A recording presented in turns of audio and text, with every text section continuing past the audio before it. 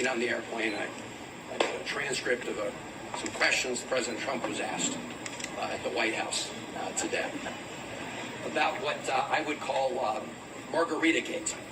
I don't know if you guys have been following this, but President Bukele, after I met with Kilmar, did this tweet showing us at a table with these two glasses.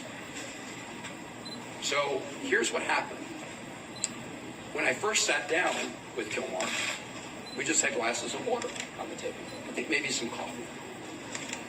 And as we were talking, one of the government people came over and deposited two other glasses on the table with ice, and I don't know if it was salt or sugar around the top, but they looked like margaritas. And if you look at the one they put in front of Kilmar, it actually had a little less liquid than the one in front of me, to try to make it look, I assume, like he drank out of it. Let me just be very clear. Neither of us touched the drinks that were in front of us.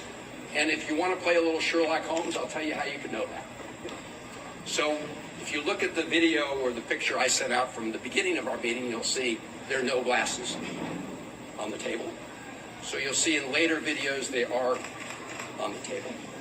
But they made a little mistake, where some people are very careful, right? If you sip out of one of those glasses, some of whatever it was, salt or sugar, would disappear. You would see a gap. There's no gap. Nobody drank any margaritas or sugar water or whatever it is. But this is a lesson into the lengths that President Bukele will do to deceive people about what's going on. And it's also shows the lengths that the Trump administration and the president will go to, because when he was asked about a reporter about this, he just went along for the ride. So the White House and the president have been lying about this case from the beginning. They've been trying to change the subject from the beginning. As I said, and the courts have said, from the Supreme Court to the Fourth Circuit to the District Court, what this is about is adhering to the Constitution, to the right of due process. And that's why we say, bring Kilmar home, so he can be afforded his rights under the Constitution. That's what this is about.